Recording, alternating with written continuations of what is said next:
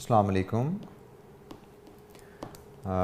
अच्छा जी स्टूडेंट्स, कल हमारी डिस्कशन चल रही थी इंटरेस्ट रेट रिस्क मैनेजमेंट पे, और उसमें हमने इंटरेस्ट रेट फ्यूचर्स और interest rate options on interest rate futures, इन दो टूल्स को हमने डिस्कस किया था। और हमने साथ कुछ कंप्रिहेंसिव क्वेश्चंस भी देखे थे, ACCA के और एक ICAP का पास्ट पेपर क्वेश्चन। अगर कोई क्वेश्चन आप कल के लेक्चर से करना चाहते हो, कोई पेंडिंग क्वेरी है, यू कैन आस्क। अच्छा, हमारी डिस्कशन कंटिन्यू करते हैं जी। हम नेक्स्ट टूल्स की तरफ अब चलते हैं। हमारा जो नेक्स्ट टूल अब हमें कवर करना है that is currency swap. Currency swap, हम स्वैप की टर्म से और स्वैप का एक टूल उससे हम फेमिलियर हैं। हमने फॉरेक्स स्वैप पे डिस्कशन की थी करेंसी रिस्क मैनेजमेंट में। लेट मी रिकॉल कि हमने फॉरेक्स स्वैप में क्या पढ़ा था। हमने एक फॉरेक्स स्वैप में पढ़ा था कि आप जब ओवरसीज़ इन्वेस्टमेंट के लिए चाहते हैं तो आपको फॉरेन करेंसी फंड्स चाहिए, और फॉरेन करेंसी फंड्स आप अगर तो रेज़ कर पाएँ तो बहुत अच्छी बात है, लेकिन अगर आप फॉरेन करेंसी फंड्स रेज़ नहीं कर पाते तो फॉरेन करेंसी रिस्क रह जाता है। इसको हल करने के लिए हमने फिर फॉरेक्स स्वैप का कॉन्सेप्ट पढ़ा था। फॉरेक्स स्वैप क्या था? Swap of the principal at the beginning of the contract, reswap of the principal, loan principal, at the end of the contract. Objective वहाँ पे हमने शेयर किया था, currency risk management on the principal amount. जो हम foreign currency funds raise नहीं कर पाए, उसकी जगह हमने लोकल करेंसी फंड्स से फॉरेन करेंसी प्रोजेक्ट फंड किया, तो वो उस पे जो फॉरेन करेंसी रिस्क है कि हमने foreign currency project foreign proceed से हमने लोकल करेंसी लोन को रीपे करना है, वो करेंसी रिस्क हम फॉरेक्स स्वैप से मैनेज करते हैं। करेंसी स्वैप फॉरेक्स स्वैप से एक स्टेप आगे जाता है। करेंसी स्वैप में eight the beginning swap of principles होता है, जस्ट लाइक फॉरेक्स स्वैप। जो एडिशनल स्टेप उसमें वो ये है, swap of interest payment over the tenure of the loan भी होता है। कंपनी ए ने फॉर एग्जांपल डॉलर में लोन रेज करके दूसरी पार्टी से पाउंड में स्वैप कर लिया, और वो पाउंड उसने कहीं पे इन्वेस्ट कर दिए हैं। तो अब कंपनी ए ने लोन डॉलर में रेज किया हुआ है, लेकिन वो डॉलर इस्तेमाल कौन कर रहा है? Company B. कंपनी बी ने डॉलर पाउंड में लोन रेज किया हुआ है, लेकिन कंपनी बी के पाउंड इस्तेमाल कौन कर रहा है? ए। तो फॉरेक्स स्वैप का कंपोनेंट तो यहाँ पे है कि स्वैप ऑफ द प्रिंसिपल भी होना है और रीस्वैप ऑफ द प्रिंसिपल भी होना है। ये कंपोनेंट, ये तो वही फीचर है जो फॉरेक्स स्वैप का था। एडिशनल फीचर जो इसमें आता है कि इंटरेस्ट पेमेंट्स का भी स्वैप होता है, कि कंपनी ए पाउंड यूज कर रही है तो कंपनी ए जिम्मेदारी उठाएगी कंपनी बी के पाउंड लोन के इंटरेस्ट का। मतलब कंपनी ए अपने पाउंड प्रोजेक्ट से पाउंड इनकम जो कमाएगी उससे कंपनी बी को पेमेंट कर देगी ताकि वो इंटरेस्ट पेमेंट अपने बैंक को कर सके। And similarly company B will undertake, क्योंकि कंपनी बी कंपनी ए से डॉलर लेके इस्तेमाल कर रही है, डॉलर प्रोजेक्ट पे डॉलर इनकम रेज कर रही है, तो कंपनी बी विल अंडरटेक कि भाई मैं अपने डॉलर प्रोजेक्ट से डॉलर कमा के आपको कंपनी ए को दूंगा ताकि आप अपने बैंक को वो इंटरेस्ट पे कर सको। तो यहाँ पे सिर्फ प्रिंसिपल का स्वैप और रीस्वैप नहीं है, इंटरेस्ट पेमेंट्स का भी स्वैप होता है over the tenure of the currency swap. अच्छा जी, करेंसी स्वैप वर्क कैसे करता है, उसका मैकेनिज्म, 3 स्टेप्स मैंने आपसे शेयर कर लिए। अब हम ज़रा समझें करेंसी स्वैप के ऑब्जेक्टिव्स क्या क्या होते हैं। एक ऑब्जेक्टिव तो करेंसी स्वैप का यकीनन करेंसी रिस्क मैनेजमेंट है, जो फॉरेक्स स्वैप में था कि हमने प्रिंसिपल स्वैप किया, हमने प्रिंसिपल रीस्वैप किया, तो हमारा करेंसी रिस्क हमारा कवर हो जाता है। और जब हम इंटरेस्ट पेमेंट भी स्वैप कर रहे हैं तो हमारा currency risk on interest payments भी कवर हो गया। फॉरेक्स स्वैप में हमारा सिर्फ प्रिंसिपल कवर होता था, इंटरेस्ट पेमेंट, मैंने डॉलर में लोन रेज किया तो डॉलर मेरे लोन की डॉलर इंटरेस्ट पेमेंट की जिम्मेदारी मेरी ही थी। मुझे पाउंड प्रोजेक्ट से पाउंड कमाने हैं और उन पाउंड से मैंने डॉलर का इंटरेस्ट पे करना है। फॉरेक्स स्वैप में हर कंपनी के अपने बैंक लोन की इंटरेस्ट पेमेंट की जिम्मेदारी कंपनी के ऊपर रहती है। करेंसी स्वैप में बैंक लोन पे इंटरेस्ट की पेमेंट की जो लायबिलिटी है वो भी स्वैप हो जाती है, तो एक स्टेप आगे है। तो एक एडवांटेज तो यहाँ पे हुआ फॉरेक्स स्वैप से एक स्टेप आगे जाके कि हमारा करेंसी रिस्क कवर हो रहा है, और वो भी सिर्फ प्रिंसिपल पे नहीं, प्रिंसिपल प्लस इंटरेस्ट पे। लेकिन इससे करेंसी स्वैप में at time there is another reason जिसकी वजह से करेंसी स्वैप अरेंज किया जाता है, और वो रीजन होता है to achieve interest cost saving. Forex swap पे ना हमने एक वजह डिस्कस की थी, फॉरेक्स स्वैप की रीजन हमने डिस्कस की थी, ये क्यों किया जाता है जब companies unable to borrow in foreign currency. आप इसलिए फॉरेन करेंसी रिस्क को मैनेज करने के लिए फॉरेक्स स्वैप करते हो। तो उसी कॉन्टेक्स्ट में अगर हम बात करें, अगर हम फॉरेन करेंसी में बोरो कर सकते हैं तो फॉरेन करेंसी रिस्क तो जीरो है, तो इसका मतलब फॉरेन करेंसी रिस्क मैनेज करने के लिए फिर स्वैप की जरूरत नहीं बचती। तो ये करेंसी स्वैप में हमने कहा एक और एडवांटेज भी होता है, एक और रीजन भी होती है, वो इंटरेस्ट कॉस्ट सेविंग है। मतलब हमने कहा जी एक तो करेंसी रिस्क मैनेजमेंट है कि आप फॉरेन करेंसी में बोरो नहीं कर सकते तो स्वैप कर लो, आपका करेंसी रिस्क मैनेज हो जाता है। लेकिन हम कह रहे हैं एक और एडवांटेज भी है कि इंटरेस्ट कॉस्ट सेविंग भी होती है। इसका मतलब अगर आप बेशक फॉरेन करेंसी में बोरो कर सकते हो, बेशक आप फॉरेन करेंसी में बोरो कर सकते हो, मतलब आपको फॉरेन करेंसी रिस्क का मसला नहीं है, इसके बावजूद आप इस रीजन की वजह से इंटरेस्ट कॉस्ट सेविंग के लिए करेंसी स्वैप में एंटर हो सकते हैं। So at time interest cost saving becomes the primary motive behind the currency swap. Forex swap का only one motive currency risk management. Currency swap के दो मोटिव हैं, एक करेंसी रिस्क मैनेजमेंट भी हो सकता है और दूसरा इंटरेस्ट कॉस्ट सेविंग भी हो सकता है। और एट टाइम जैसे मैंने कहा कि interest cost saving becomes the primary motive behind currency swap. Currency swap पे हमें पास पेपर में कोई क्वेश्चन हमें नहीं नज़र आएगा। एक मेरे पास इलस्ट्रेशन अवेलेबल है, वो मैं आपसे शेयर कर लेता हूँ कि करेंसी स्वैप कैसे काम करता है। इलस्ट्रेशन 37 जी हमारे पास अवेलेबल है, पेज नंबर 487 पे आपके बुक पे इलस्ट्रेशन 37। फ्लफ पीएलसी रिक्वायरमेंट है जिसकी demonstrate that currency swap agreement would be worthwhile. Worthwhile से मुराद करेंसी स्वैप एग्रीमेंट का फायदा है, ये बताइए। Fluff is to receive 75% of swap benefit and Frock to receive the remainder. अब ये स्वैप बेनिफिट क्या है ये भी टर्म हमें समझने की ज़रूरत है। And also calculate the effective swap rate, ये इफेक्टिव स्वैप रेट क्या है ये भी समझेंगे। तो इस इलस्ट्रेशन में हम कुछ टर्म्स सीखने जा रहे हैं। अच्छा, यहाँ पे आपने एक जो चीज़ याद रखनी है कि हम जो करेंसी स्वैप की वर्किंग सीखेंगे, यही स्टाइल ऑफ वर्किंग हमारी अगला जो स्वैप हमने कवर करना है इंटरेस्ट रेट स्वैप, उसमें भी यही स्टाइल ऑफ वर्किंग हमारा यूज़ होने वाला है। पहले हम डाटा पढ़ते हैं, फिर मज़ीद इस पर डिस्कशन करेंगे, स्वैप को समझेंगे। Fluff PLC, a UK company wants to arrange fixed rate to floating rate swap. Fix rate to floating rate swap, rate interest rate को मेंशन कर रहा है। फिक्स्ड इंटरेस्ट रेट और फ्लोटिंग इंटरेस्ट रेट दोनों term से आप familiar हैं। और fixed rate hyphen floating rate swap का मतलब कि एक पार्टी फिक्स रेट पर लोन ले, दूसरी पार्टी फ्लोटिंग रेट पर लोन ले, और फिर ये दोनों आपस में इंटरेस्ट पेमेंट्स की कमिटमेंट स्वैप कर लें। फॉर एग्जांपल मैंने डॉलर लोन लिया, कंपनी ए ने डॉलर लोन लिया, उसने फिक्स रेट पर लोन लिया। कंपनी बी ने पाउंड लोन लिया, उसने फ्लोटिंग रेट पर लोन लिया। और फिर करेंसी स्वैप में जब ये एंटर हुए तो करेंसी स्वैप का मतलब आपने सिर्फ प्रिंसिपल ही स्वैप नहीं करने, आपने इंटरेस्ट पेमेंट्स भी स्वैप करनी है। और ऐसे स्वैप में जिसमें एक पार्टी का लोन फिक्स्ड रेट है, एक पार्टी का लोन फ्लोटिंग रेट है, ऐसे स्वैप को हम fixed rate floating rate swap कहते हैं। ये फिक्स्ड रेट स्वैप भी हो सकता है। करेंसी स्वैप में करेंसी स्वैप दो तरह का होता है। अल्हम्दुलिल्लाह। Currency swap fixed for fixed भी हो सकता है, और करेंसी स्वैप जैसे यहाँ पे कहा गया फिक्स्ड फॉर फ्लोटिंग भी हो सकता है। तो करेंसी स्वैप यहाँ पे कहा गया है फिक्स्ड फॉर फ्लोटिंग स्वैप।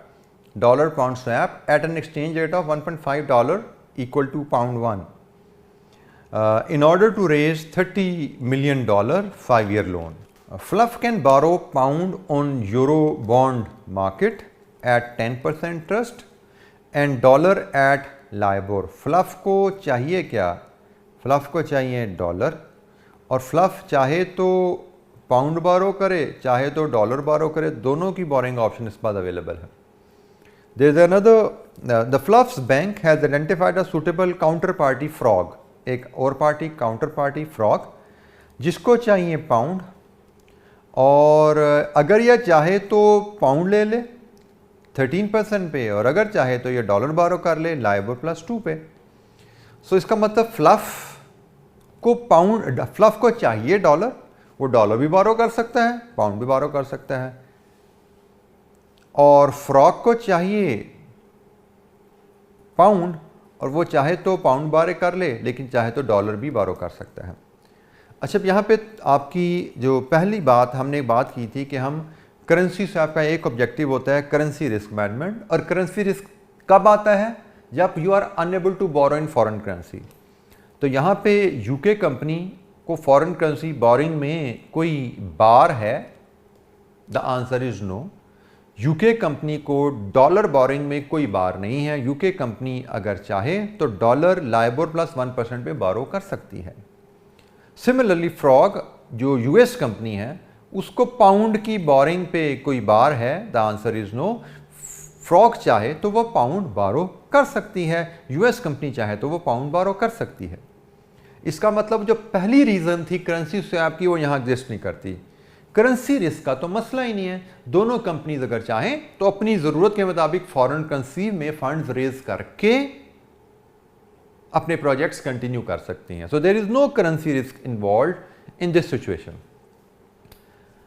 अब करेंसी रिस्क नहीं है और हमसे कहा जा रहा है जी बताइए स्वैप का फ़ायदा है फिर. तो जब currency risk is not the reason for the swap, then the other reason for the currency swap is interest cost saving. तो जब उसने हमसे पूछा कि बताइए करेंसी स्वैप करने का फ़ायदा है, तो इसका मतलब यही है कि भाई अगर ये दोनों पार्टीज आपस में स्वैप करती हैं तो क्या ये अपनी इंटरेस्ट कॉस्ट में बचत ले सकती हैं? अब इंटरेस्ट कॉस्ट में बचत ली जा सकती है या नहीं ले जा सकती, इसकी एक स्टैंडर्ड पेट वर्किंग है जो मैंने जैसे आपसे शेयर किया. इंटरेस्ट रेट स्वैप में भी हमें वही वर्किंग यूज़ करनी है. तो वर्किंग का फॉर्मेट मैं आपसे शेयर करता हूं जी.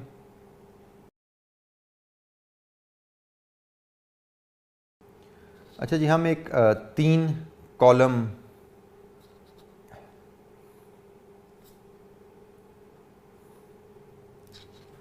बनाते हैं जी. यहाँ पे हम लेते हैं जी डॉलर बोरिंग, यहाँ पे लेते हैं हम स्टर्लिंग बोरिंग, और इधर लेते हैं हम जॉइंट कॉस्ट. ये टेबल की कंस्ट्रक्शन मैं आपसे शेयर करता हूँ. ये बार बार रिपीट होगा आगे. इंटरेस्ट रेट रिस्क में भी यही टेबल बनना है, इसमें बात करेंगे. 2 कंपनीज हैं जी, एक फ्लफ और एक फ्रॉग. फ्लफ डॉलर बोरिंग करना चाहे तो अवेलेबल है लाइबोर +1 पे. फ्लफ की डॉलर बोरिंग है लाइबोर +1 पे. और फ्लफ अगर पाउंड बोरिंग करना चाहे तो फ्लफ को पाउंड बोरिंग अवेलेबल है 10% पे. फ्रॉग अगर डॉलर बोरिंग करना चाहे, फ्रॉग को डॉलर बोरिंग अवेलेबल है लाइबोर +2 पे. और अगर फ्रॉग स्टर्लिंग बोरो करना चाहे तो अवेलेबल है 13% पे. अच्छा जी, अब हम देखते हैं कि if they borrow as per their requirement,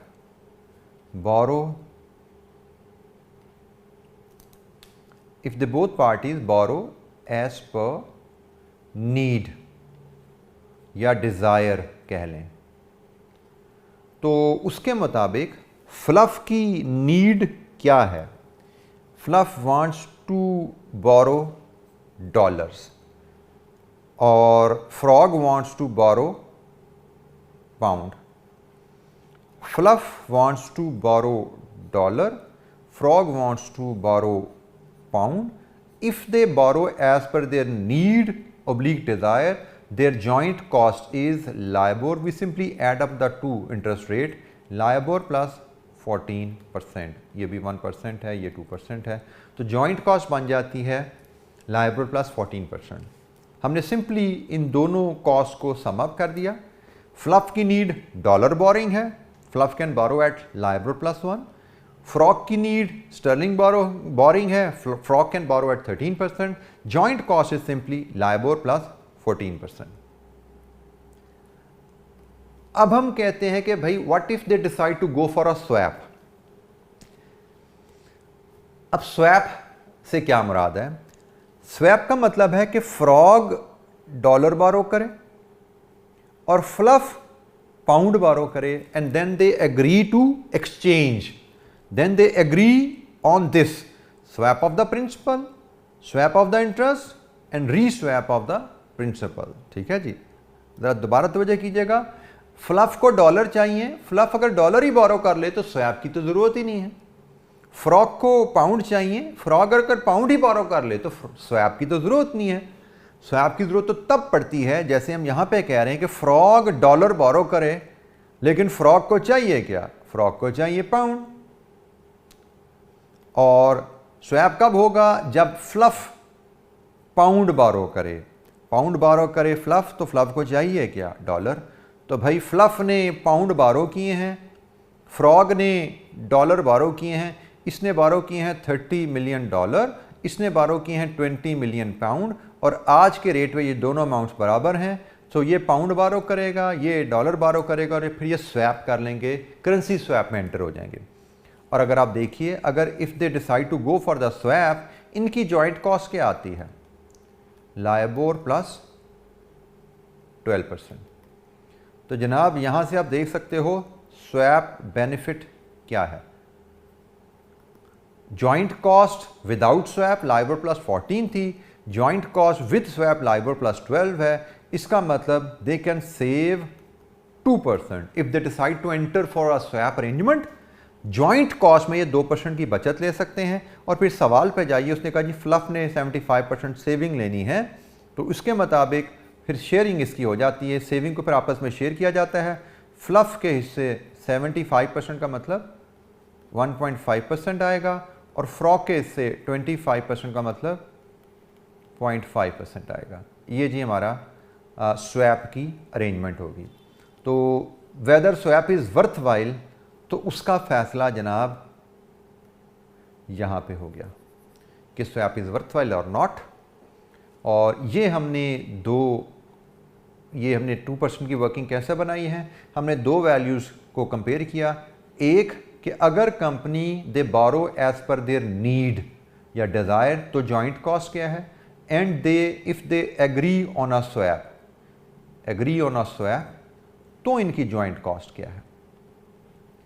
अपनी ज़रूरत के मुताबिक चलें, अपनी अपनी बोरिंग करें, अपना अपना काम करें, कोई स्वैप अरेंजमेंट ना करें, तो जॉइंट कॉस्ट LIBOR plus 14 है. और अगर आपस में स्वैप एग्रीमेंट करें, तो मैं आपकी ज़रूरत के मुताबिक उधार लूँ, आप मेरी ज़रूरत का उधार लें, और फिर हम स्वैप करने जा रहे हैं, तो हम 2% अपनी कॉस्ट बचा सकते हैं. क्योंकि स्वैप की सूरत में हमारी कॉस्ट LIBOR plus 12% पे जॉइंट कॉस्ट आएगी, 2% बचत है, और हमें शेयरिंग बताई गई है. ये जो स्वैप बेनिफिट होता है, ये दोनों पार्टीज आपस में शेयर करती हैं. हमें 75-25 की रेशो दी गई है, उसके मुताबिक हमने शेयर बना लिया. तो हमसे जो पूछा गया whether swap is worthwhile, तो इसका जवाब हमारे यहाँ तक कंप्लीट हो गया. क्योंकि स्वैप बेनिफिट है, so swap benefit means swap is worthwhile. ये हम डिसीजन यहीं पे दे सकते हैं. जब स्वैप बेनिफिट आया, हम यहीं पे फैसला दे देंगे कि swap is worthwhile because there is benefit in entering an arrangement. अच्छा जी, सवाल हमारा कंप्लीट नहीं हुआ. उसने पूछा है कैलकुलेट इफेक्टिव स्वैप रेट. अब इफेक्टिव स्वैप रेट से क्या मुराद है? इफेक्टिव स्वैप रेट से मुराद होता है net interest cost as a result of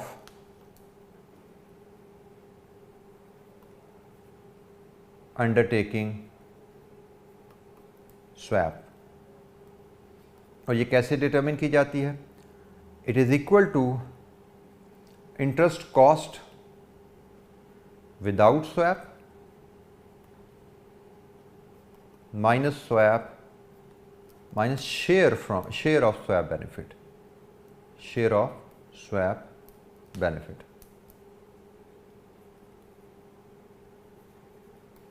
अब हमें इफेक्टिव स्वैप रेट निकालना है दो कंपनीज का, दोनों का हम बनाते हैं, एक फ्लफ है एक फ्रॉग है, दोनों का हम इफेक्टिव स्वैप रेट बनाते हैं। इसी इक्वेशन के मुताबिक हम देखते हैं हमारी इंटरेस्ट कॉस्ट विदाउट स्वैप क्या आती, और इसमें से भी हम स्वैप बेनिफिट लेस कर देते हैं, तो हमें यहाँ पे मिलेगी जी इफेक्टिव स्वैप रेट।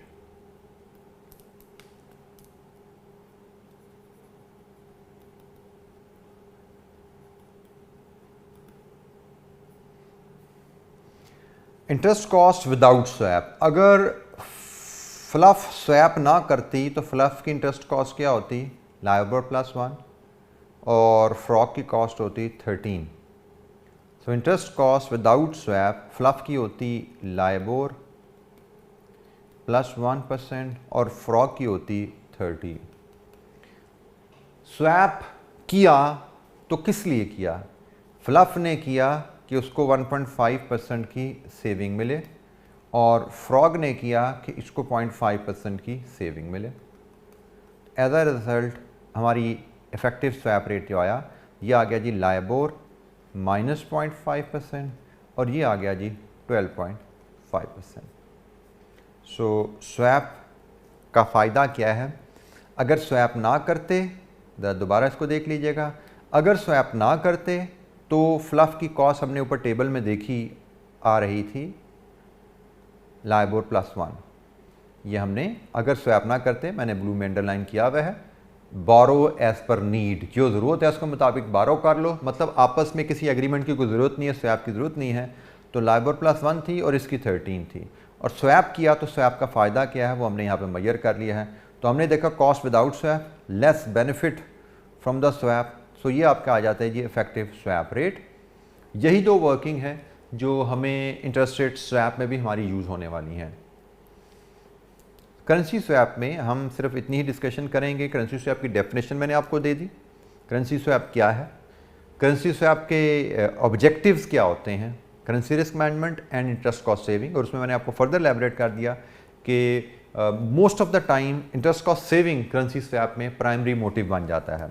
और उसके लिए हमने एक इलस्ट्रेशन 37 देखी और मैंने आपसे शेयर कर लिया कि करेंसी स्वैप में शायद हमें 5 पेपर में क्वेश्चन नज़र ना आए। हमें मेन जो क्वेश्चन आते रहे हैं पास में स्वैप्स के ऊपर, वो इंटरेस्ट रेट स्वैप पे हैं, और अब हम इंटरेस्ट रेट स्वैप पे अपनी डिस्कशन स्टार्ट करते हैं। और इंटरेस्ट रेट स्वैप्स पे फिर हम ये जो वर्किंग मैंने आपसे दो जो करेंसी स्वैप में शेयर की हैं, यही दो वर्किंग हमारी आगे इंटरेस्ट रेट स्वैप में भी डिस्कस होनी है। वहाँ पे भी यही दो की वर्किंग्स हैं जो वहाँ पर यूज़ होती हैं। एक थर्ड वर्किंग इसके अलावा भी आएगी, उसको भी हम देख लेंगे, लेकिन दो वर्किंग्स यही मेन हैं जो करेंसी स्वैप में हमने सीखी, इंटरेस्ट रेट स्वैप में भी यूज़ होने वाली हैं। अच्छा जी, interest rate swap, last type of swap which we are going to deal with. Interest rate swap is an agreement to swap interest payments only। इसमें सिर्फ इंटरेस्ट पेमेंट्स की स्वैप का एग्रीमेंट होता है। फॉरेक्स स्वैप में और currency swap में दो पार्टीज दो डिफरेंट करेंसीज के लोन लेती हैं, so accordingly they swap the principals as well, reswap the principal at the end of the contract. और करेंसी स्वैप में इंटरेस्ट रेट पेमेंट्स का भी स्वैप किया जाता है। इंटरेस्ट रेट स्वैप में जो दो पार्टीज स्वैप अरेंजमेंट में इन्वॉल्व होती हैं, उन दोनों की बोरोइंग सेम करेंसी में होती है। एक पार्टी का डॉलर लोन है तो दूसरा का भी डॉलर लोन ही होता है, एक पार्टी का पाउंड लोन है तो दूसरा का भी पाउंड लोन है। स्वैप में हमेशा दो पार्टीज इन्वॉल्व होंगी, लेकिन इंटरेस्ट रेट स्वैप में दोनों पार्टीज की बोरोइंग सेम करेंसी में होती है। इंटरेस्ट रेट स्वैप में जैसे कि नाम से नजर आ रहा है कि agreement is only to swap on interest, और ये स्वैप भी हमेशा, इंटरेस्ट रेट स्वैप हमेशा फ्लोटिंग और फिक्स्ड रेट का स्वैप होता है। मतलब मैंने फिक्स रेट पे लोन लिया हुआ है, आपने फ्लोटिंग रेट पे लोन लिया हुआ है, and we agree to swap interest payments. कि भाई आप मेरे बैंक का फिक्स इंटरेस्ट पेमेंट की जिम्मेदारी उठा लो, मैं आपके बैंक के फ्लोटिंग इंटरेस्ट की पेमेंट की जिम्मेदारी उठा लेता हूं। रीजन कुछ भी हो सकती है, there could be number of reason जिसकी वजह से हम ये स्वैप कर सकते हैं। फॉर एग्जाम्पल, मैं आपसे अगर स्वैप की रीजंस की बात करूं, हम दो पार्टीज के ही केस में इसको डिस्कस करते हैं। There is a party A and there is a party B. इन दोनों की जो एक्चुअल बोरिंग है, एक्चुअल जो बोरिंग इन्होंने ली हुई है फ्रॉम बैंक, ए की है फिक्स्ड रेट, बी की है floating rate. Expectation oblique fear, मैं दो चीज़ें यहाँ पे टर्म्स हैं, दोनों को एक्सप्लेन करता हूँ। ए की एक्सपेक्टेशन है कि इंटरेस्ट रेट्स में फॉल इन नियर फ्यूचर, और बी का फियर है अनसर्टेनिटी ओवर इंटरेस्ट कॉस्ट। अब मैं इस फियर को ज़रा थोड़ा सा एलैबोरेट भी कर देता हूँ आपको। लेट्स अज्यूम दोनों की बोरिंग 5 ईयर है, दोनों की 5 ईयर बोरिंग है। ए ने फिक्स रेट पे लोन लिया हुआ है, 5 साल का लोन है, और उसकी एक्सपेक्टेशन है कि आगे चल के इंटरेस्ट रेट गिरने वाले हैं। तो इंटरेस्ट रेट गिरेंगे तो पार्टी ए को क्या इंटरेस्ट रेट गिरने का, ड्रॉप का कोई फ़ायदा होने वाला है? The answer is no.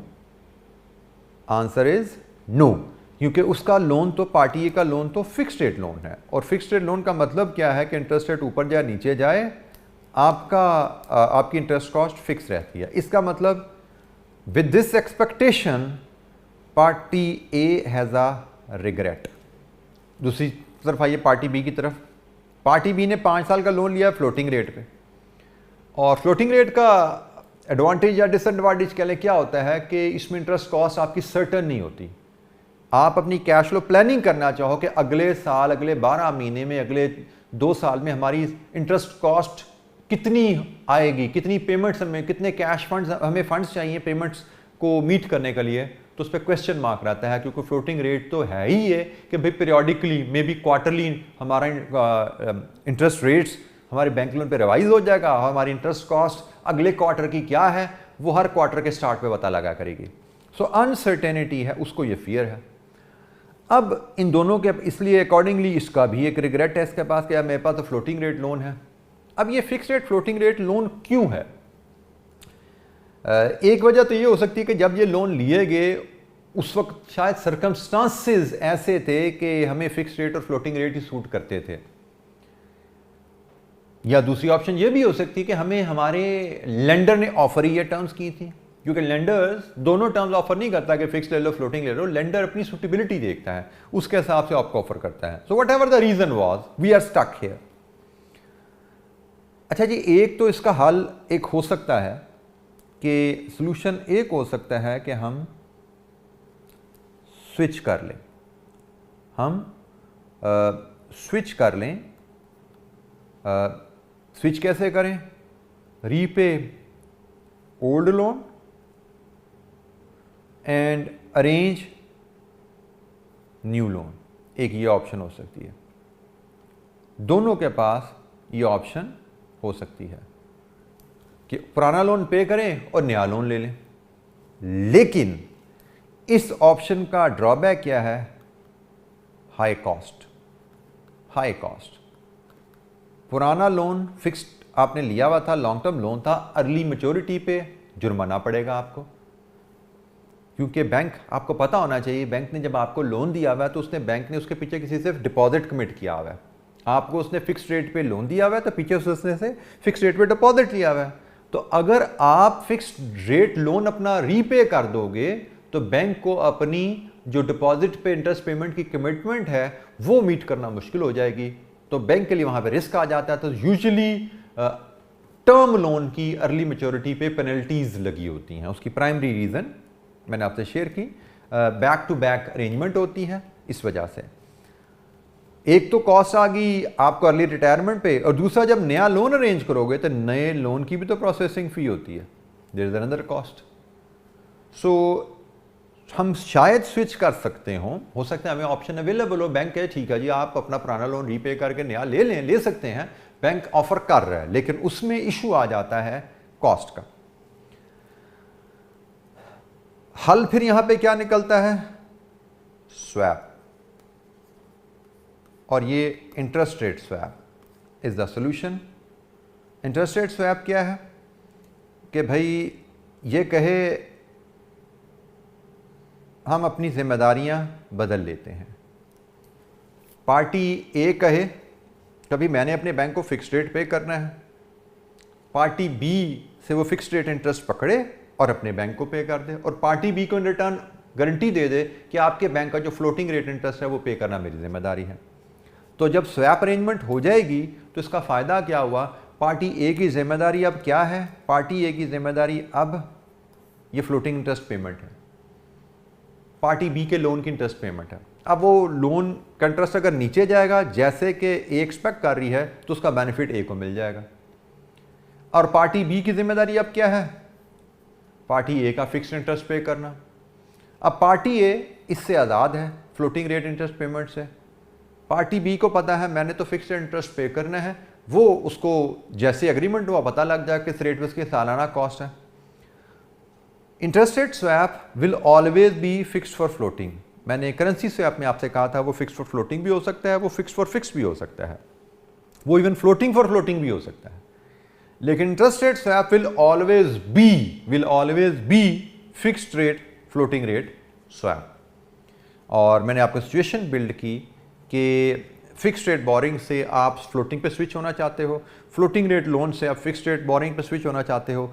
Swap provides you cheaper mechanism. आप बैंक के थ्रू शिफ्ट होगे, पुराने लोन रीपे करके नया लोन अरेंजमेंट करने की तरफ जाओगे, it will have a high cost involve. आप स्वैप के थ्रू अपने मकासद हासिल कर सकते हो एट अ लोअर कॉस्ट। सो एक जो हमने स्वैप का बेनिफिट यहाँ पे डिस्कस किया, जो अभी तक हम यहाँ पे समझे, that is interest rate risk. हमने इसको इंटरेस्ट रेट रिस्क के रेफरेंस से डिस्कस किया, हमने इसको अभी इंटरेस्ट रेट रिस्क के रेफरेंस से डिस्कस किया कि हम अपनी पेमेंट टर्म्स को शिफ्ट कर सकते हैं फिक्स से फ्लोटिंग पे और फ्लोटिंग से फिक्स्ड पे। लेकिन जिससे मैंने आपको करेंसी से आपका ऑब्जेक्टिव बताया था interest cost saving, interest rate swap का भी ये ऑब्जेक्टिव होता है। कैसे, ये मैं आगे चल कर एलैबोरेट करूँगा। फिलहाल जो मैंने आपसे कहानी शेयर की उसकी आप एक डायग्राम उसका आप देख सकते हो। जैसे पार्टी ए के पास अगर फ्लोटिंग रेट लोन है वो बैंक को पे करता है, party B fixed rate loan bank को पे करता है, and they agree to swap.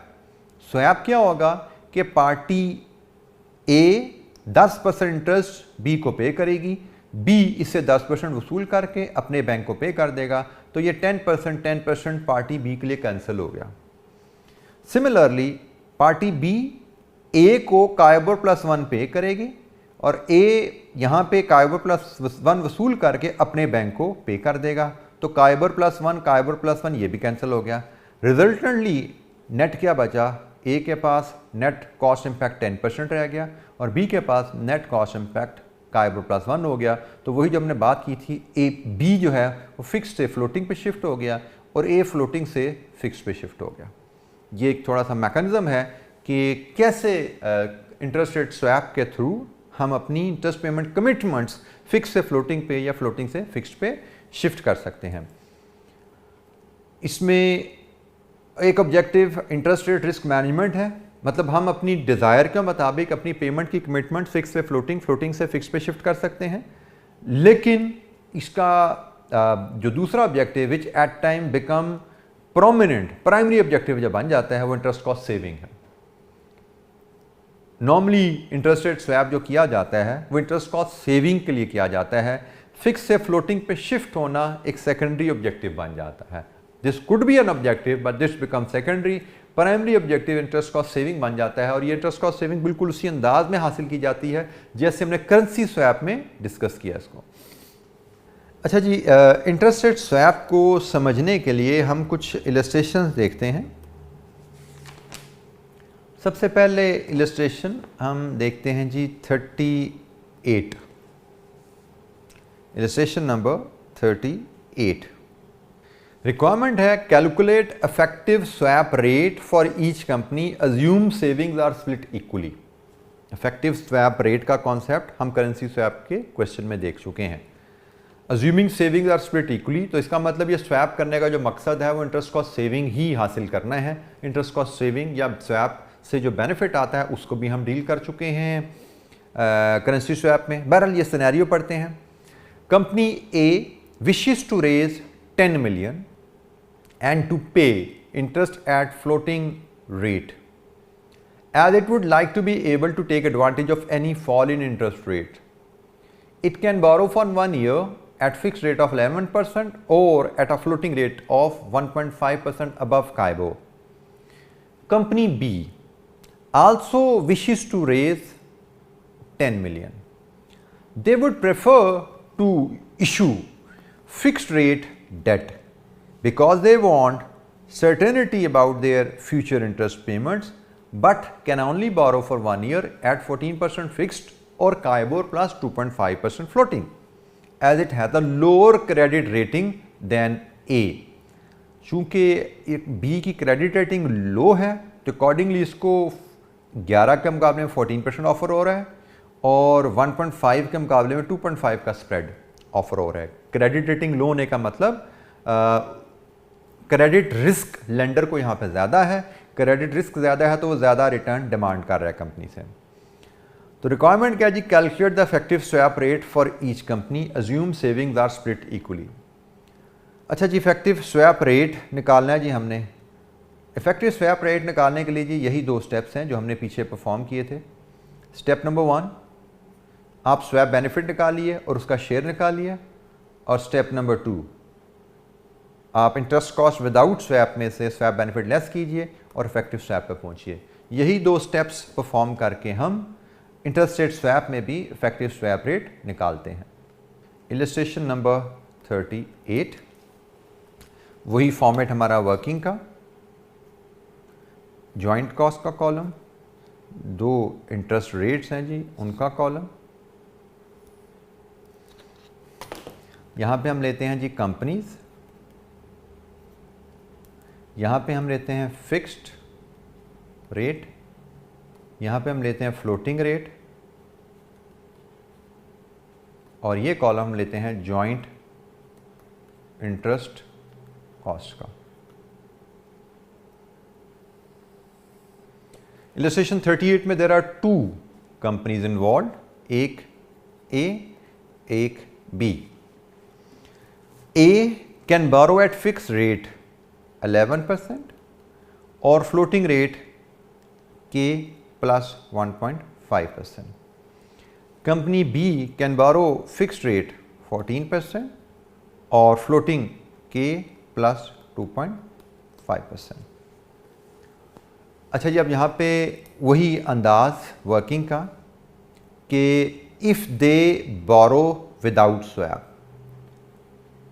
Without swap क्या लीजिए इसको, if they borrow without swap, without swap क्या लीजिए, ये बोरो एज पर नीड। तो जॉइंट कॉस्ट क्या है, तो नीड क्या जी यहाँ पे देखिए ज़रा। Company A wishes to raise 10 million and want to pay floating. A की नीड है फ्लोटिंग और बी की नीड है fixed.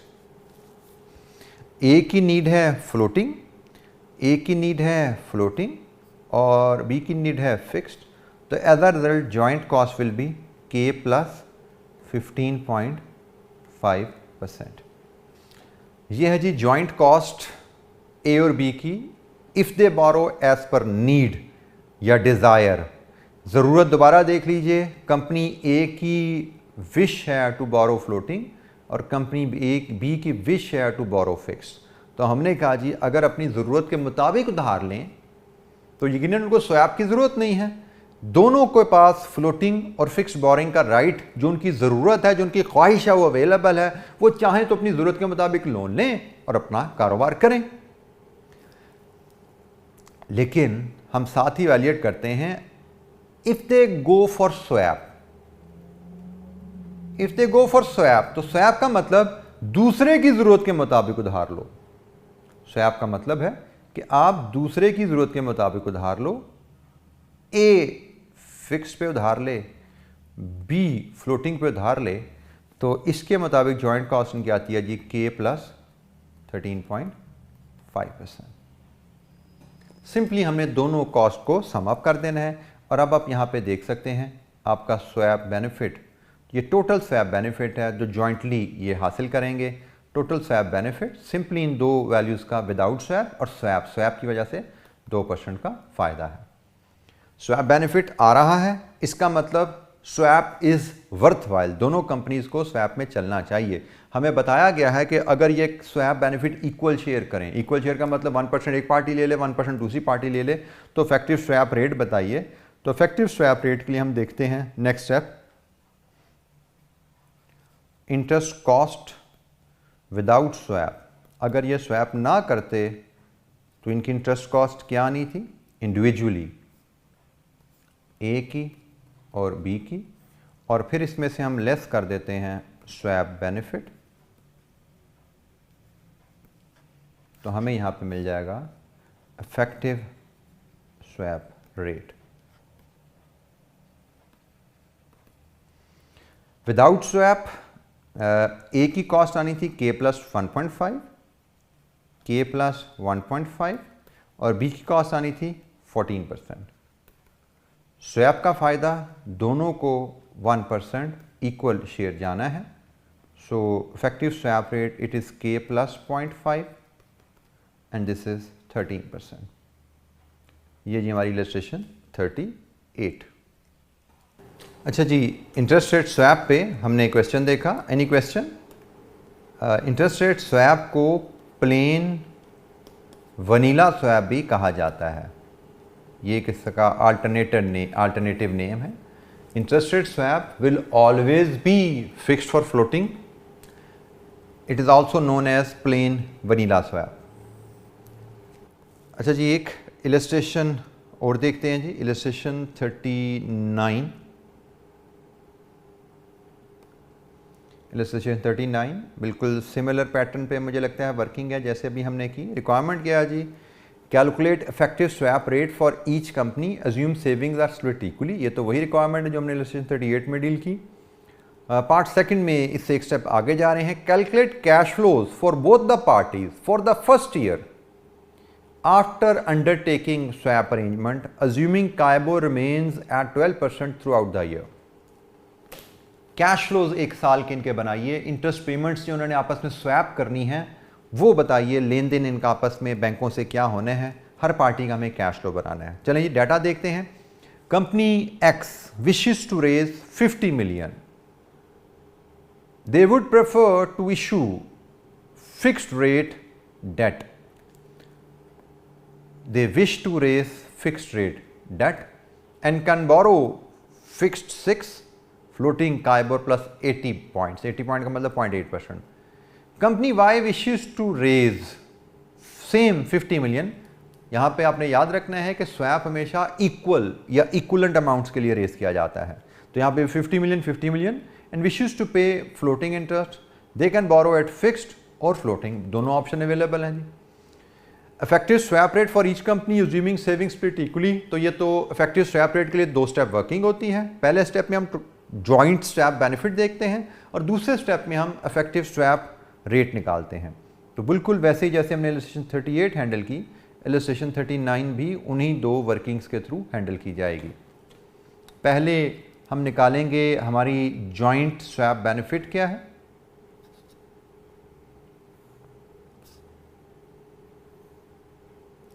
Joint swap benefit workout करने के लिए दो कंपनीज हैं जी, एक यहाँ पे हमारी कंपनीज आएंगी, कंपनी एक्स एंड वाई। यहाँ पे हम फिक्स्ड रेट लेते हैं यहाँ पे हम फ्लोटिंग रेट लेंगे और यहाँ पे हम जॉइंट कॉस्ट इनकी मेजर करेंगे। Company X can borrow fixed rate 6%, floating rate K plus 0.8%, company Y can borrow fixed at 5% and floating at K plus 0.5%. अब हम देखते हैं जी, if they borrow without swap तो जॉइंट कॉस्ट क्या है, and if they go for with swap तो joint cost क्या है। अब यहाँ पे तवज्जो कीजिएगा, विदाउट स्वैप का मतलब है if they borrow as per wish. So X की विश फिक्स की है, वाई की विश फ्लोटिंग की है। तो विदाउट स्वैप के लिए एक्स की विश फिक्स्ड की है, वाई की विश फ्लोटिंग की है। तो जॉइंट कॉस्ट विदाउट स्वैप क्या बनती है, सिंपली सम कर लेते हैं हम जी। It is K plus 6.5%। और अब हम देखें, अगर हम स्वैप करना चाहें तो अपनी ज़रूरत के उलट बारो करेंगे। जैसे वाई की ज़रूरत फ्लोटिंग पे थी, ये फिक्स पे बारो करे, और एक्स की ज़रूरत तो फिक्स पे है, ये फ्लोटिंग पे बारो करे, तो फिर स्वैप कर लें। तो अगर ये ऐसा करे, अपनी ज़रूरत के अगेंस्ट बारो करके स्वैप करें, तो जॉइंट कॉस्ट क्या आती है, इट्स K प्लस 5.8%। ठीक है जी। तो यहाँ से we can have total swap benefit. Total swap benefit, difference of the two joint cost 0.7%। This is total swap benefit. अब हम चलते हैं नेक्स्ट स्टेप की तरफ, जिसमें हम इफेक्टिव स्वैप रेट निकालना चाहते हैं। X और Y दो कंपनीज, हम इनकी लेंगे इंटरेस्ट कॉस्ट विदाउट स्वैप, कि अगर ये स्वैप ना करते तो इनकी कॉस्ट क्या आती, और इसमें से लेस कर देंगे स्वैप बेनिफिट जो इनके हिस्से में आने वाला है। तो यहाँ से हमें मिल जाएगा effective swap rate. Interest cost without swap X की 6%, Y की K प्लस 0.5%। स्वैप के बारे में क्या कहा, सेविंग आर स्प्लिट इक्वली, तो टोटल 0.7 है, इक्वल 0.35% इधर हिस्से आई और 0.35% इधर हिस्से आई। इफेक्टिव स्वैप रेट यहाँ से हम मेजर कर सकते हैं, it is 5.65% and it is K plus 0.15%। ये जी हमारा इफेक्टिव स्वैप रेट आ गया। इफेक्टिव स्वैप रेट के इंटरेस्ट कॉस्ट विदाउट स्वैप हमें क्या पड़ती, और स्वैप करके हमने क्या फ़ायदा उठा लिया है। ये we are done with part 1 effective swap rate. अब हमें पार्ट 2 को देखना है। ज़रा तवज्जो से आपने ट्रांजैक्शंस को स्वैप की समझनी है। मैंने आपको पहले भी बोला था, रिस्क मैनेजमेंट पोर्शन को आपने मैथमेटिक्स नहीं समझना, इसकी ट्रांजैक्शंस को समझना है, इसके एग्रीमेंट्स को समझना है, इसकी कैश फ्लोज को फॉलो करना है। As a finance manager, as a person in charge of responsible for dealing with finance. अच्छा जी, अब यहाँ पे ज़रा तवज्जो आपकी मैं दोबारा अगर इधर दिलाऊं, हमने यहाँ पे इस स्टेज पे फैसला क्या किया है, हमने फैसला ये किया है कि अगर हम स्वैप के बगैर चलें तो हमारी जॉइंट कॉस्ट दो पार्टीज़ की 6.5 आती है, और अगर हम स्वैप के साथ चलें, स्वैप के साथ चलने का मतलब क्या है कि हम अपनी ज़रूरत के मुताबिक नहीं, दूसरे की ज़रूरत के मुताबिक उधार लें। हम अपनी ज़रूरत के मुताबिक नहीं, दूसरे की ज़रूरत के मुताबिक उधार लें और बाद में इंटरेस्ट पेमेंट्स को स्वैप कर लें। तो हम यहाँ पे देख रहे हैं हमें फ़ायदा है। ठीक है जी, as long as there is swap benefit, इसका मतलब we are approving swap arrangement. हम अप्रूव कर रहे हैं कि वाई शुड बोरो फिक्स्ड, हम अप्रूव कर रहे हैं X should borrow floating and then they should swap. मतलब वाई फिक्स पे बोरो करके फिक्स की इंटरेस्ट पेमेंट एक्स के जिम्मे लगा दे, और एक्स फ्लोटिंग पे बोरो करके फ्लोटिंग की इंटरेस्ट की पेमेंट वाई के जिम्मे लगा दे, जो कि उनकी इंडिविजुअली ख्वाहिश थी। वाई की ख्वाहिश ही यह थी वो फ्लोटिंग में इंटरेस्ट पे करे, लेकिन वो खुद नहीं फ्लोटिंग पे बारो कर रहा, वो एक्स उसके बिहाफ पे फ्लोटिंग पे बारो कर रहा है और वाई कमिटमेंट कर रहा है कि भाई आपके लोन का फ्लोटिंग इंटरेस्ट रेट मैं पे कर दूंगा। Similarly x fix rate interest पे करना चाहता है, लेकिन वो खुद फिक्स रेट पे बारो नहीं कर रहा, वो वाई को कह रहा है कि जी आप मेरे बिहाफ पे फिक्स इंटरेस्ट रेट बारो कर लें और मैं आपको कमिटमेंट दे रहा हूं कि फिक्स इंटरेस्ट पेमेंट्स की जिम्मेदारी मेरी है। चूंकि there is swap benefit, it mean swap transaction is going ahead. ठीक है जी। बहरहाल हमने स्वैप और ये हमने क्यों गो अहेड दिया, क्योंकि हमें नज़र आ रहा है कि हम स्वैप से फ़ायदा उठा सकते हैं। अगर हम विदाउट स्वैप चलें तो एक्स खुद फिक्स पे बारो करे, उसको 6% कॉस्ट पे करनी पड़ेगी, लेकिन थ्रू स्वैप चले तो उसकी कॉस्ट 5.65 पे आ जाती है। वाई खुद फ्लोटिंग पे बारो करे, उसकी कॉस्ट k प्लस 0.5 है, लेकिन वाई थ्रू स्वैप चले तो उसकी कॉस्ट k प्लस 0.15 है। तो स्वैप का फ़ायदा है। अब हम आते हैं जी पार्ट सेकंड के तरफ। पार्ट सेकंड क्या है? Calculate cash flows for both the parties for the first year after undertaking the swap arrangement, assuming CIBOR remains at 12% throughout the year. अगर एक साल में, पहले साल में CIBOR 12% पे रहा तो आप दोनों पार्टीज के कैश फ्लोज कैलकुलेट कीजिए। अच्छा जी, दोनों पार्टीज के कैश फ्लोज अब हमारे क्या बनेंगे? बड़ी सिंपल सी कैलकुलेशन है जी। अगर आप छोटी सी यहाँ पे तवज्जो अगर कर लेंगे, एक्स एंड वाई दो पार्टीज़ हैं और हम CIBOR 12% के हिसाब से चल रहे हैं। दोनों पार्टीज़ ने एक एक्चुअल इंटरेस्ट पेमेंट करनी है टू बैंक और दोनों पार्टीज़ की एक नेट इंटरेस्ट कॉस्ट आनी है।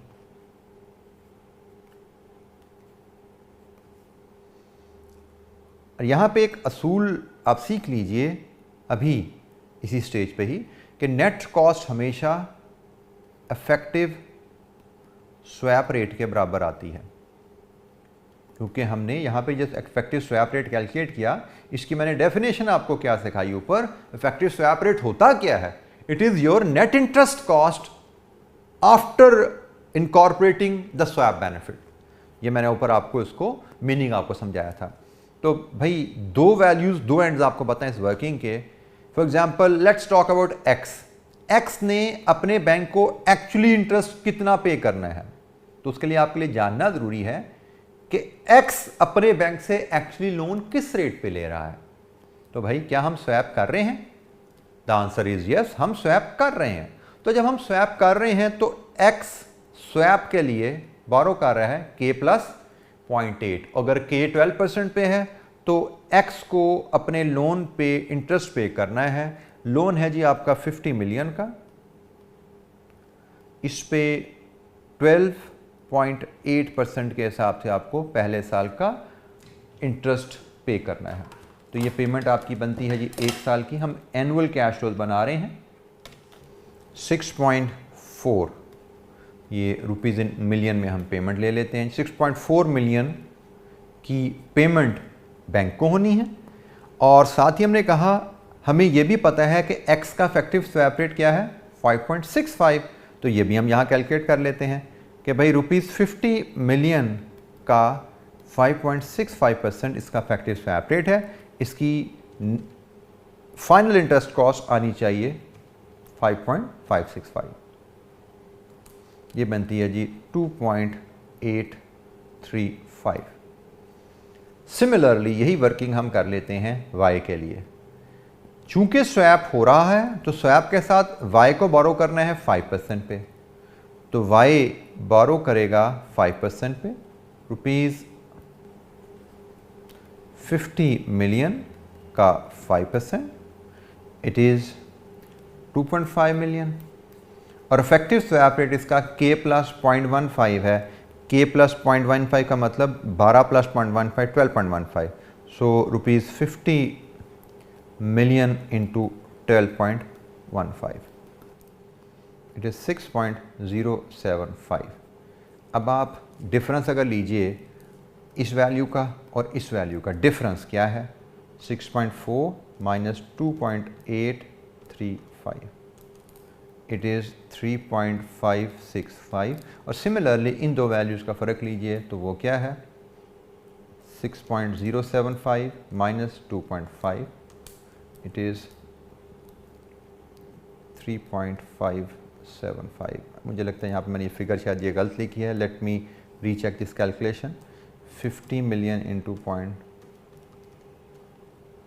दिस 825, ये मेरी गलती थी जी, दिस इज़ 825, तो ये भी आपका 3.575 आ रहा है।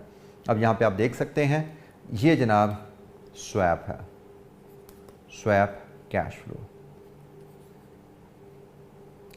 साल के एंड पे होना क्या है, एक्स ने कहना है जी ये पैसे आप मुझे दे दीजिए, वाई पे करेगा, एक्स रिसीव करेगा, जिसके बाद दोनों की interest cost as per their plan, जो इफेक्टिव स्वैप रेट हमने मेजर किया था उसके मुताबिक इनके पीएनएल में इनकी कॉस्ट रिफ्लेक्ट हो जाएगी। तो कैश फ्लो स्वैप के इंटरेस्ट रेट स्वैप के कैश फ्लो बनाना, ये जनाब 3 कैलकुलेशंस में इन्वॉल्व होती हैं। एक आप देते हो एक्चुअल इंटरेस्ट कॉस्ट जो आपने बैंक को पे करनी है, एक्चुअल बैंक से जो आपने लोन लिया है। दूसरा इफेक्टिव स्वैप रेट में आपकी नेट इंटरेस्ट कॉस्ट क्या आनी चाहिए, और इन दोनों का जो डिफरेंस होता है वो आपने दूसरी पार्टी से एक्सचेंज करना होता है। Same is the case here, आपने देखा आपने बैंक को क्या पे करने हैं, आपने देखा स्वैप की वर्किंग के मुताबिक आपकी effective swap rate net interest cost क्या आनी चाहिए, और इन दोनों का डिफरेंस जो है वो आपने दूसरी पार्टी से एक्सचेंज करना है, लेन देन आपने एडजस्ट करना है। तो ये हमारा जी स्वैप कैश फ्लोज पे भी बात होगी। एक क्वेश्चन है कि swap will not work for different loan amounts. Yes, I can not commit for different loan amount. For example, आप अगर मेरे लोन 5 मिलियन लोन की कमिटमेंट उठा रहे हो तो मैं आपके 7 मिलियन लोन की कमिटमेंट क्यों उठाऊंगा उसके इंटरेस्ट की पेमेंट की। हाँ, ये हो सकता है प्रैक्टिकली मेरा लोन आपका लोन डिफरेंट है, मेरा 5 मिलियन का आपका 7 मिलियन का है, तो हम to the extent of 5 million swap agreement कर लेंगे। ये हो सकता है मेरे लोन की मैच्योरिटी 10 साल है, आपके लोन की मैच्योरिटी 8 साल है, तो हम स्वैप को 8 साल पे रिस्ट्रिक्ट कर देंगे। So swap will always be agreed for equal amount and for equal maturity. Actual amounts and actual maturity में डिफर। अच्छा जी, स्वैप पे एक इलस्ट्रेशन और देखते हैं, इलस्ट्रेशन नंबर 40। इसमें एक एस्पेक्ट हम और देखेंगे। स्वैप में ना एक चीज़ आपने मैंने शायद आपको फॉरेक्स स्वैप में भी शायद बात की, करेंसी स्वैप में भी ये टर्म लिखी हुई थी। स्वैप में होती तो यूजुअली 2 पार्टीज ही इन्वॉल्व हैं, लेकिन मोस्ट ऑफ द टाइम एक पार्टी का दूसरी पार्टी से डायरेक्ट कोई रिलेशनशिप होता नहीं है, बीच में इंटरमीडियरी बैंक होता है। किसी भी स्वैप अरेंजमेंट में बैंक का रोल बड़ा ज़रूरी है, क्योंकि अगर बैंक बीच में ना हो तो स्वैप में डिफ़ॉल्ट हो सकता है। फॉर एग्जाम्पल, मैंने आपसे डॉलर लिए हैं और आपको रुपए दिए हुए हैं, और 5 साल बाद डॉलर महंगे हो गए हैं, तो चांसेस आर देयर कि डिफ़ॉल्ट की प्रोबेबिलिटी आ जाती है।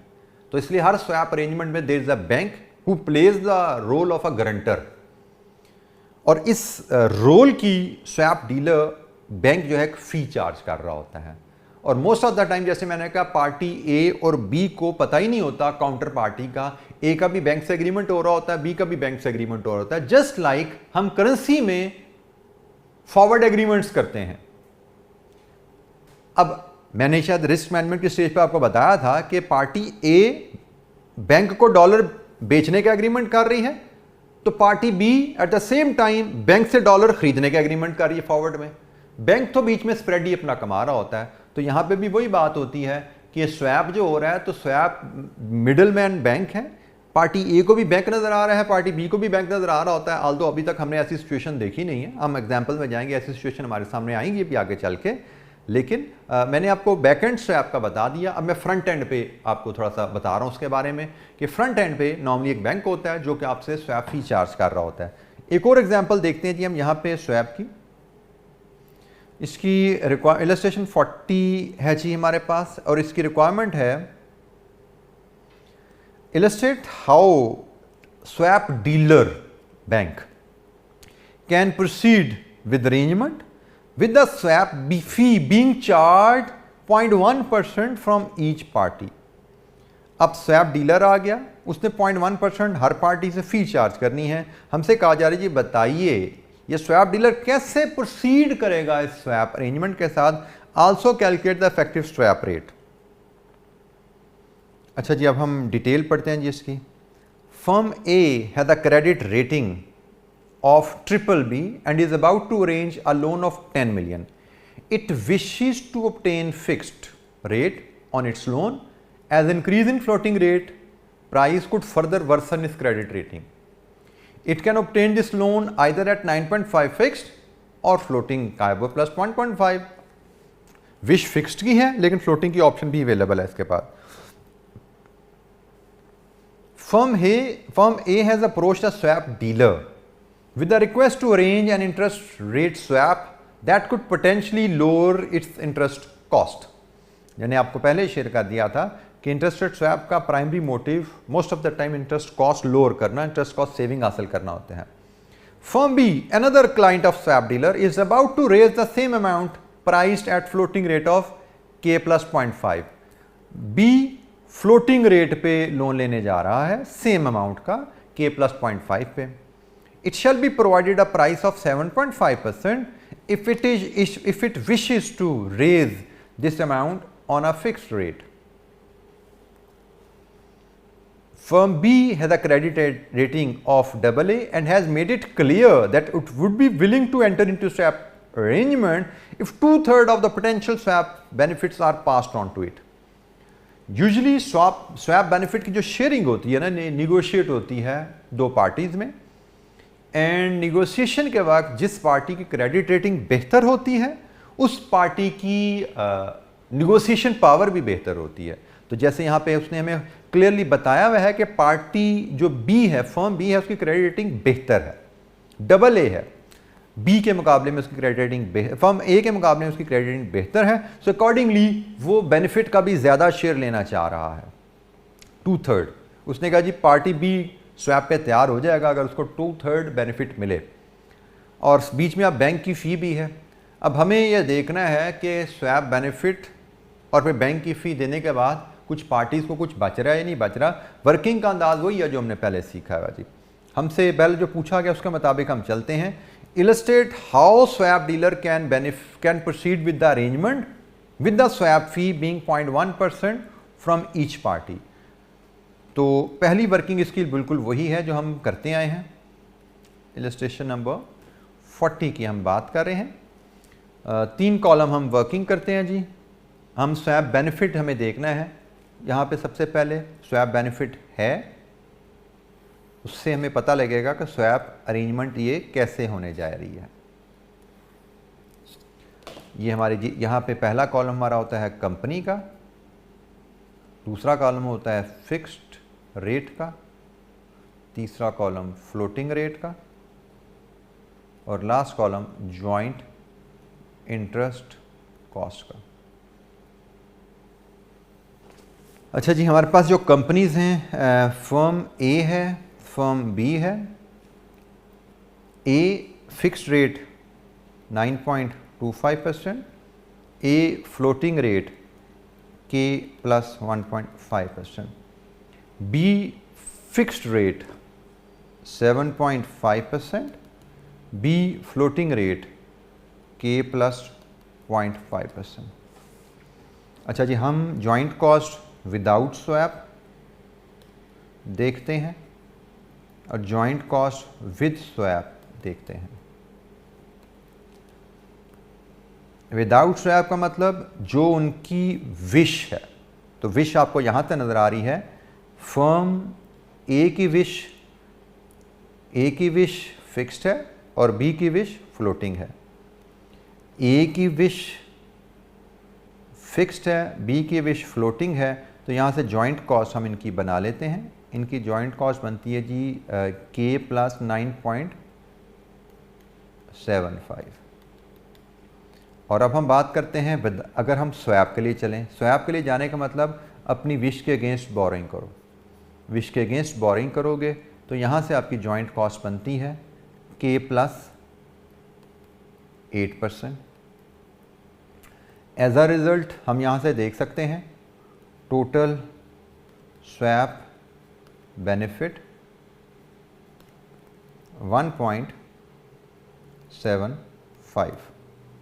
This is total swap benefit जो हमारे पास आ गया। अच्छा जी, अब हम इससे एक स्टेप और आगे लेके चलते हैं।